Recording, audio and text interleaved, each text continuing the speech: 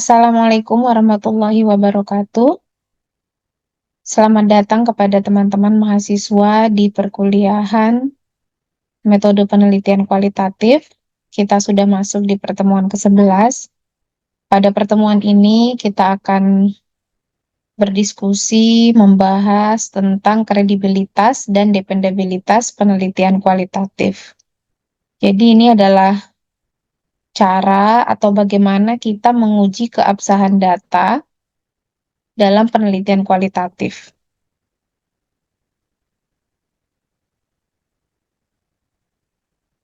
Nah, sebelum kita lebih jauh membahasnya, ini mungkin pertanyaan ini relevan untuk kemudian nanti akan kita jawab satu persatu dengan pengujian yang berbeda-beda. Jadi, ketika melakukan sebuah riset, mungkin kita akan menemukan pertanyaan, seberapa benarkah temuan dari studi kualitatif yang sedang kita lakukan? Seberapa akurat penelitian tersebut? Dan apakah hasil benar-benar menggambarkan atau digambarkan dari data yang telah ditemukan? Nah, pertanyaan ini yang dijawab melalui langkah atau strategi yang kita sebut sebagai kredibilitas dalam penelitian kualitatif. Nah, sedangkan dalam penelitian kuantitatif, mungkin kita akan mengenal istilah ini dalam bahasa validitas internal. Jadi, bagaimana apakah sebuah penelitian tersebut benar-benar dapat dipercaya, kredibel, kualitasnya seperti apa? Nah, kredibilitas itu pengujiannya itu membahas itu semua. Jadi kalau dalam kuantitatif, mungkin teman-teman familiar dengan validitas internal, sedangkan dalam kualitatif ini kita sebut sebagai kredibilitas. Nah, jadi kalau dalam buku Purwandari itu disebut sebagai secara keseluruhan dia itu merangkum atau membahas tentang kualitas dari penelitian itu sendiri. Jadi bagaimana memastikan desain penelitiannya, kemudian bagaimana pemilihan subjeknya, apakah akurat, apakah sesuai, kemudian analisis datanya dipaparkan secara mendetail dan apakah telah sesuai dengan prosedur atau tidak. Nah, semua itu dilihat sebagai kredibilitas sebuah penelitian. Kemudian ada persamaan atau ditemukan bahwa hasil yang dilaporkan atau temuan itu tuh benar-benar apa yang ada terjadi di lapangan. Nah, ini untuk melihat kredibilitasnya. Jadi memastikan bahwa temuan penelitian tersebut dapat dipercaya dan akurat. Cara memastikannya itu tentu nanti kita akan membahasnya, ada berbagai macam strategi untuk membahas dan melihat kredibilitasnya. Jadi, kredibilitas ini dalam penelitian kualitatif bisa dilihat akan tercapai jika ia digambarkan dalam 4 aspek. Yang pertama itu validitas kumulatif. Jadi, hasil temuan sebuah penelitian kualitatif itu disebut kredibel atau dapat dipercaya ketika penelitian-penelitian lain dengan tema dan topik yang serupa itu mendapatkan hasil yang mirip dan tidak terlalu bertentangan. Ini yang pertama. Yang kedua, itu komunikatif. Jadi hasil temuan dalam penelitian kualitatif itu akan disebut kredibel ketika peneliti telah melakukan komunikasi kembali. Jadi, bagaimana peneliti memastikan kepada responden apakah apa yang ditemukannya itu sudah sesuai atau belum. Yang ketiga itu argumentatif. Jadi hasil temuan penelitian kualitatif kredibel ketika ketika kita melihat laporan hasil temuannya dan kita bisa melihat atau mengikuti perkembangannya secara logis. Jadi ada rasionalitasnya dalam proses tersebut, kita bisa melihatnya. Bisa juga kita melihat dengan kembali ke data mentahnya, apakah sudah sesuai dengan alur hingga sampai pada kesimpulan atau sampai kepada analisis. Nah, kemudian ekologis. Jadi hasil temuan dalam penelitian kualitatif kredibel ketika seorang peneliti ini sudah memastikan bahwa ketika melakukan penggalian data, entah itu observasi, wawancara, dengan responden itu dilakukan dalam setting yang alami, sehingga kita bisa memotret kondisi sebetulnya, kondisi sejujur-jujurnya dari si responden. Nah, cara untuk melihat, menguji apakah penelitian tersebut kredibilitasnya bagus atau tidak, maka kita bisa melakukan berbagai hal. Yang pertama dengan melakukan perpanjangan pengamatan atau kita melakukan proses penelitian yang lebih lama lah.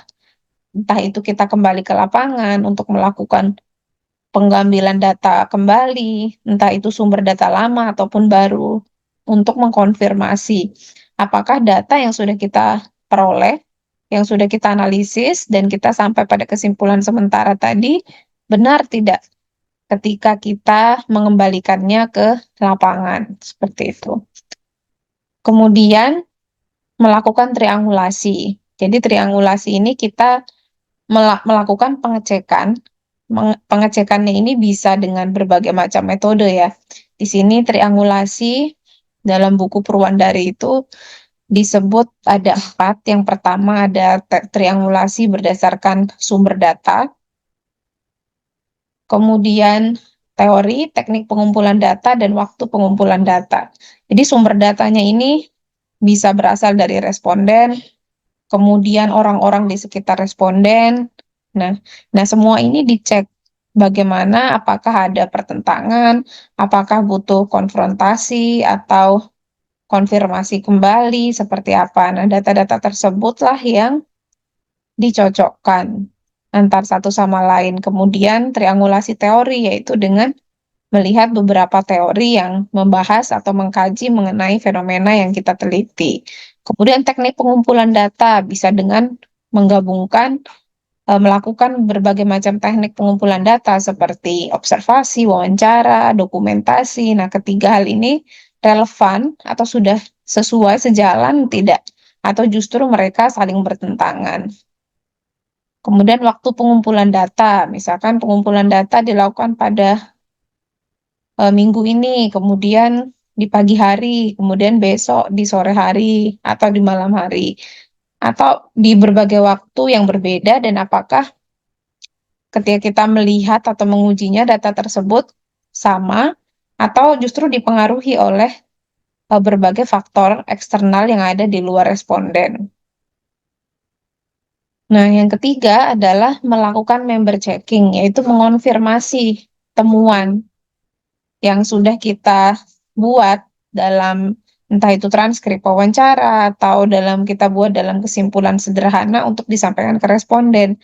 Apakah apa yang sudah kita baca, yang sudah kita simpulkan, memang sesuai dengan interpretasi ataupun persepsi yang mereka alami, yang mereka rasakan. Oke, yang keempat itu persistent observation, jadi melakukan observasi terus-menerus untuk mendapatkan data yang lebih mendalam.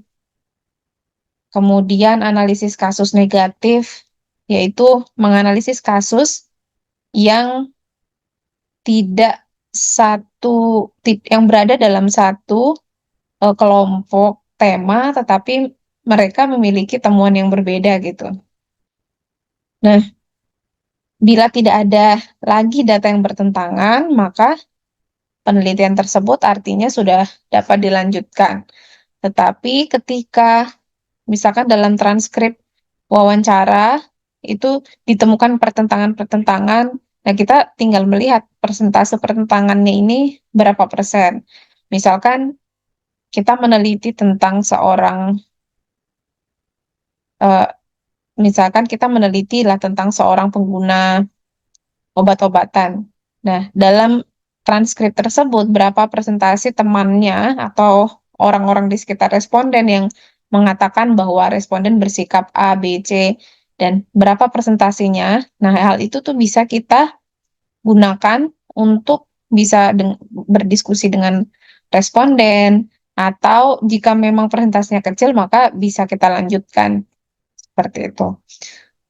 Nah, selanjutnya menggunakan bahan referensi. Jadi, bahan referensi ini maksudnya menggunakan tools atau alat untuk mengumpulkan bukti. Jadi, ketika kita menyebutkan atau mengutip atau membuat coding dari hasil wawancara, itu kan artinya apakah data mentahnya betulan ada atau ini hanya sebuah karangan gitu misalkan. Nah, maka disitulah pentingnya untuk merekam dan membuat transkrip atau bisa melampirkan bukti foto ataupun video yang bisa dilampirkan untuk sebagai bahan referensi. Oke, pertanyaan yang kedua, apakah mungkin penelitian yang sama dapat diulang dan mendapatkan hasil yang ajak? Ini dalam konteks penelitian kualitatif ya. Mungkin nggak? Misalkan kita melakukan penelitian dengan tema yang sama, tapi misalkan di kelompok yang sama, apakah hasilnya itu persisten, apakah hasilnya konsisten, reliable, atau ajak gitu. Nah, di sini kita akan menjawabnya. Jadi, untuk menjawab pertanyaan tersebut, maka kita akan menjawabnya melalui sebuah konstruk uji dependabilitas atau dependabilitas itu kalau dalam kuantitatif itu disebut reliabilitas. Jadi apakah sebuah penelitian tertentu itu reliable atau bisa dilakukan kembali seperti itu. Dalam penelitian kualitatif, dependabilitas ini bisa dilakukan dengan melakukan audit terhadap keseluruhan proses penelitian. Jadi dilakukan oleh auditor yang independen. Nah, caranya tentu jauh berbeda dengan penelitian kuantitatif ya.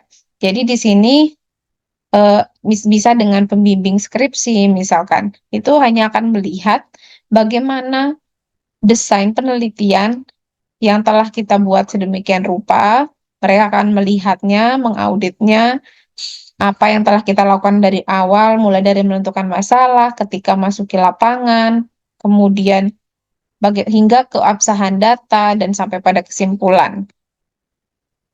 Nah, ini membuktikan bahwa kita benar-benar telah melakukan rangkaian proses penelitian secara nyata.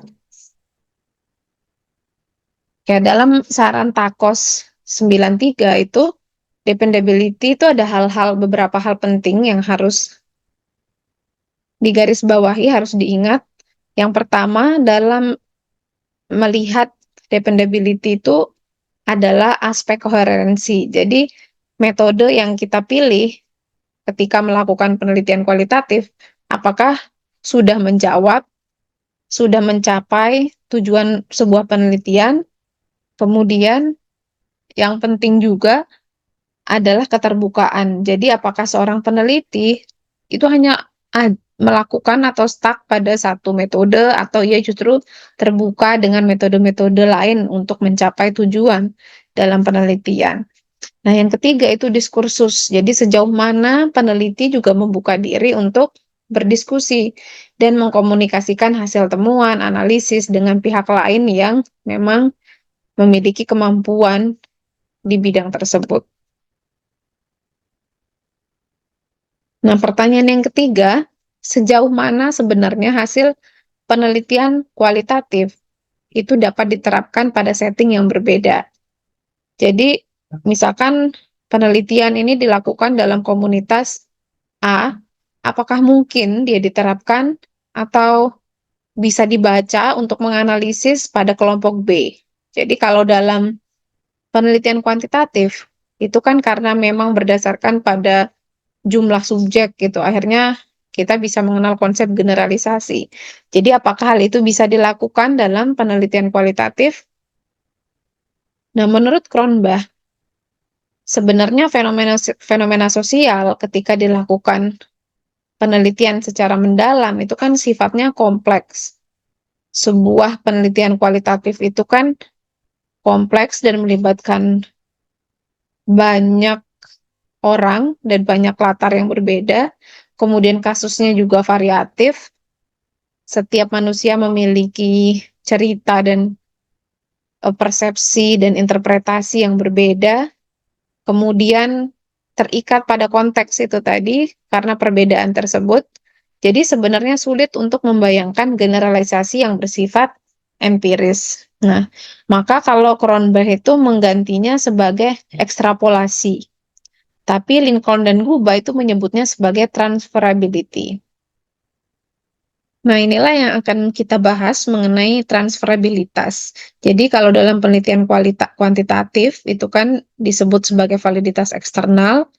Nah, yang berkaitan dengan kemungkinan kita melakukan generalisasi atau bagaimana sejauh mana sebuah hasil penelitian itu tepat atau mungkin untuk diterapkan pada kelompok yang berbeda dan yang memiliki nah ini syaratnya. Jadi untuk melakukan generalisasi yang bersifat empiris tentu tadi sangat sulit ya dilakukan. Tetapi kita juga bisa melihat apakah penelitian kualitatif tersebut, misalkan ketika kita ingin menggunakan sebuah hasil penelitian untuk digunakan pada kelompok yang ada di dekat kita misalkan, maka kita harus melihat settingnya harus mirip, kemudian konteksnya relevan, dan ada kesamaan latar dari subjek penelitian yang digunakan dalam penelitian kualitatif itu sendiri.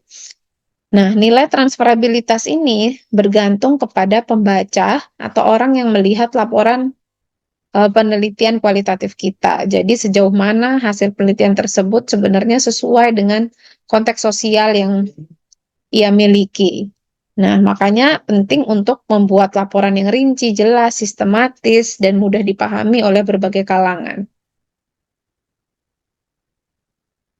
Nah, pertanyaan berikutnya, bagaimana peneliti bisa yakin bahwa temuan penelitian itu memang murni? Jadi tidak ada bias dan subjektivitas peneliti. Ini benar-benar, dan kalau dalam kuantitatif kita akan menyebutnya sebagai objektivitas penelitian. Jadi untuk menjawab ini maka kita akan melihatnya melalui konfirmabilitas dalam penelitian kualitatif. Jadi sebuah penelitian kualitatif itu disebut telah objektif apabila penelitian kita bersifat intersubjektivitas atau transparan. Sebagai peneliti kita tidak menyembunyikan data yang memang sebenarnya boleh diakses oleh publik. Kan ada mungkin lampiran-lampiran dari responden yang memang itu sudah tidak boleh dipublikasikan. Nah, tapi yang memang bisa diungkapkan, maka kita ungkapkan kepada publik. Baik itu mengenai detail prosesnya, kemudian elemen-elemen dalam penelitian. Nah, ini kan akan memberikan kesempatan kepada pihak lain, baik itu expert yang kita minta untuk melakukan asesmen hasil temuan tersebut, sehingga kita bisa memperoleh persetujuan dari pihak itu, gitu. Nah, ini menguji confirmability berarti kita sedang menguji hasil penelitian kita sendiri. Apakah telah sesuai dengan langkah-langkah atau proses yang telah kita lakukan dari awal sampai pada kesimpulan. Oke, jadi mungkin itu 4 poin yang sudah kita bahas. Nanti selanjutnya kita bisa melanjutkan di live session untuk proses diskusi. Terima kasih atas perhatiannya. Assalamualaikum warahmatullahi wabarakatuh.